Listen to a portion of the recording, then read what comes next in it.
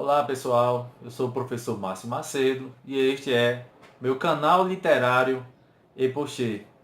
Agradeço muito aos meus amigos, colegas, alunos, todos aqueles que fizeram a inscrição, que curtiram, mesmo aqueles que não são apegados à leitura, mas espero que o vídeo esteja contribuindo para você ter um pouco de gosto por livros. A gente hoje está vivendo um período muito crítico no nosso país, crise econômica, crise política, e a gente percebe que a maioria das pessoas só falam aquilo que elas veem de imediato, elas não pensam, não refletem, não leem. Então a leitura é algo muito gratificante e que só tem a ajudar a nação. Mas o vídeo de hoje não vai ser sobre um livro de política, não vai ser nem um livro acadêmico, para dizer a verdade, nem de literatura clássica. Vai ser de um gênero que eu gosto muito, que é chamado de literatura fantástica. Desde a minha adolescência que eu sou apaixonado por esse tipo de leitura.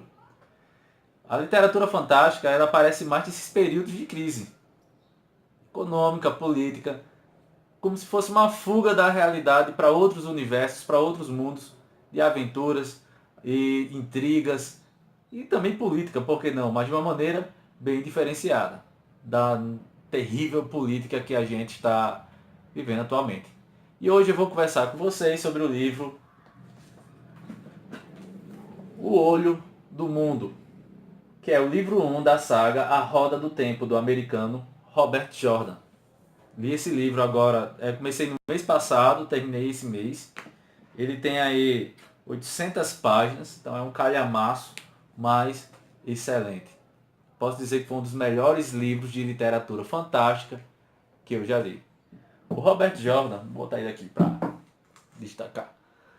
O Robert Jordan, ele nasceu na Carolina do Sul, uma pequena cidade chamada Charleston. O pai dele era um reverendo, a mãe dele era professora, e quando ele saiu para trabalhar, ele ficava em casa com o irmão mais velho dele, que era só o irmão pelo lado da mãe. E ele fez o Jordan ter o gosto pela leitura. Vai ser aí que ele vai ler clássicos da literatura, como Charles Dickens, o Júlio Verne e principalmente o John R.R. Tolkien, que escreveu a maravilhosa obra denominada de O Senhor dos Anéis. Ele participou da Guerra do Vietnã, né? Foi convocado, participou da guerra, foi piloto de helicóptero, atirador. A gente sabe, a Guerra do Vietnã, ela mexeu muito com a juventude lá entre a década de 60 e 70. E o Robert Jordan, ele, queira ou não, a guerra afetou ele. Ele teve muito essa questão de esse espírito nacionalista americano. Isso fez parte da biografia dele. Ele gostava muito dos Estados Unidos. É tanto que ele pretendia lançar uma coletânea de histórias só sobre literatura histórica, livros históricos da Guerra Civil até os momentos, né, em que ele estava vivo, sobre a história dos Estados Unidos. Só que ele não conseguiu. Após a guerra, ele estudou física, né, no The Citadel, e lá ele começou a trabalhar com engenharia nuclear, até que ele acabou sofrendo um acidente, e após esse acidente no hospital, foi que ele começou a ter o gosto pela escrita, lá por volta de 1977. Ele se casou com uma editora de livros, tentou publicar o primeiro livro de fantasia, não conseguiu. Depois foi convidado para escrever as histórias de Conan o Bárbaro.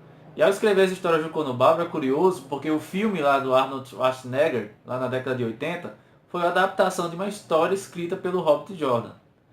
Até que ele começou, lá na década de 80, começar a escrever A Roda do Tempo.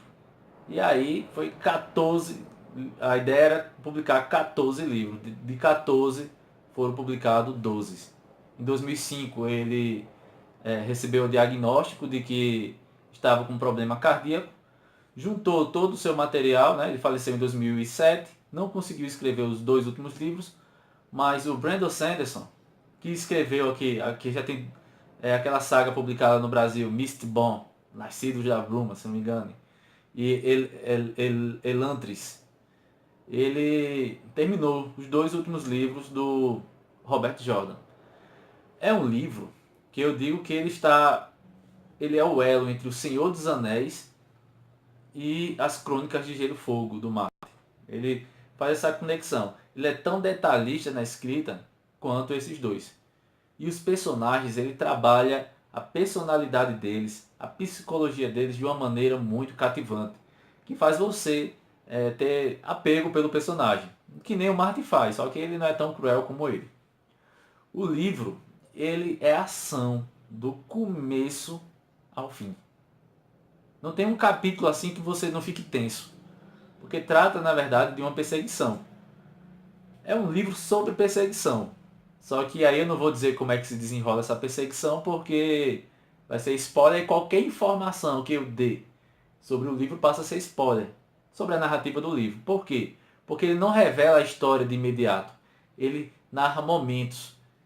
E nesses momentos e nessas falas que ele vai descrevendo uma longa história e uma curta história. O mapa, ele não é um reino unificado, são vários reinos. E tem como característica aquela briga do bem contra o mal. Só que aí você, aos poucos, começa a perceber que essa característica que se dá a livros de fantasia entre adultos sempre contra o mal, como o grande olho lá do Senhor dos Anéis, isso deixa uma dúvida, né, na nossa cabeça. As Aes Sedais, que são uma espécie de feiticeiras muito poderosas, do qual se destaca a Moraine, que é uma Aes Sedai que cria o personagem principal, elas têm acesso a uma fonte de poder e muito poderosas. E isso faz com que as pessoas pensem que elas não são heroínas.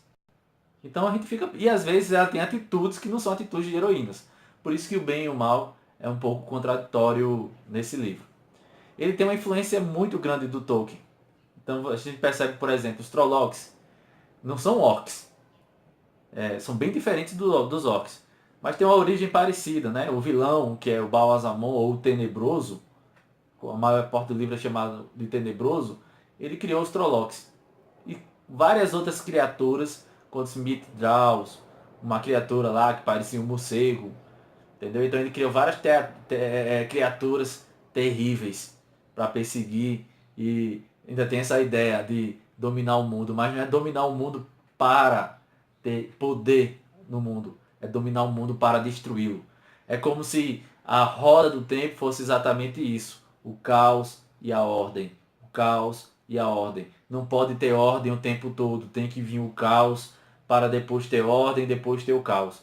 Se vocês olhar bem a, o livro, né, ele tem aqui ó, a roda do tempo, cada partezinha dessa é uma era.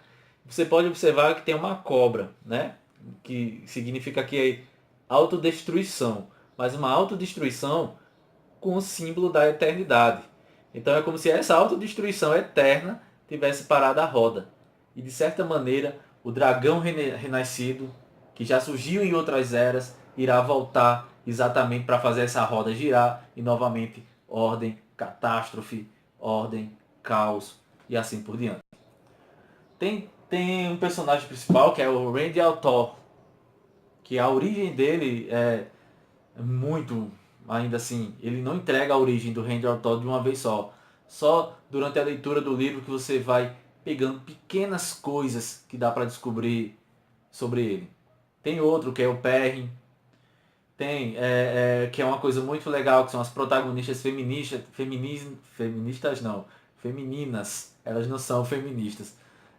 No livro que é a Ninaev, que é a sabedoria, uma espécie de curandeira e conselheira da pequena cidade onde começa a história, e a Egwene, que é mais jovem e que segue, as duas seguem, né, a Aes Sedai, e lê aí que você vai ver o que vai acontecer com as duas, mas elas têm uma personalidade muito forte, e isso é bem interessante no livro.